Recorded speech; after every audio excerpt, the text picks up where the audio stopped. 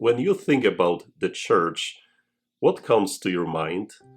I bet that you are immediately thinking about your parish church where you attend Mass each Sunday or more often. Or you may think about some other majestic and beautiful temples you have visited. But you may also think about our Pope, the bishops, or priests. But when you hear the church, do you ever think about yourself? I am the church? Probably not. And we all know that the church is not only an organization, not only the building, not the Pope and bishops, but all of us. And yes, we do need wise and holy leaders in our church. We need well-educated theologians who will help us in better understanding of Jesus' teaching. We need bishops, priests, deacons, and missionaries to bring us the sacraments. We do need holy men and women, religious, otherwise the church would fall apart. However, we often keep forgetting that the church is not only them, but it is also you and me. See, Jesus was always reminding, even criticizing the religious leaders of his time that their religion does not belong only to them, well-educated leaders, but to everybody, and that their call was to embrace every human person and bring them closer to God. The knowledge they had was not meant to be hidden from others, but to be shared with all those very simple, ordinary people.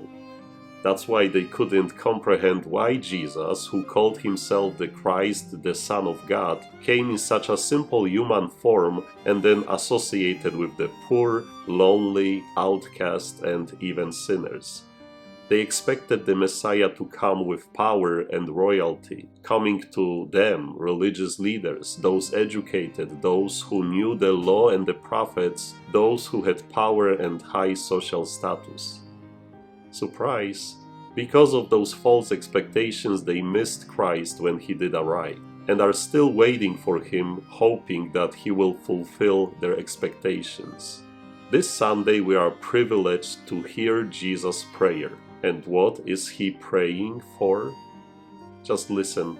I give praise to you, Father, Lord of heaven and earth, for although you have hidden these things from the wise and the learned, you have revealed them to little ones. Yes, Father, such has been your gracious will.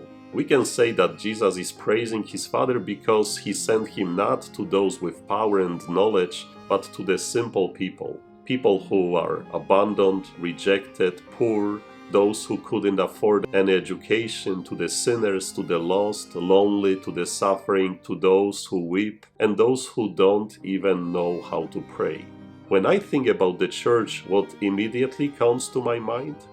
Most times I think of an institution, about the clergy and about the building, but I keep forgetting that those obvious things are not the most important aspects of the church.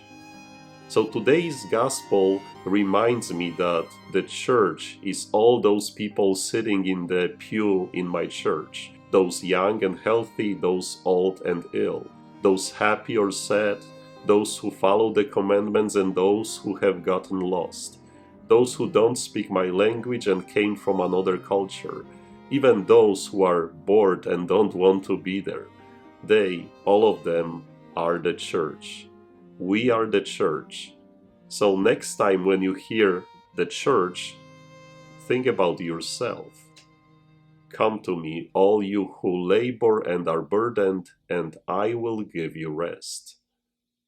So let's go to work, and God bless you.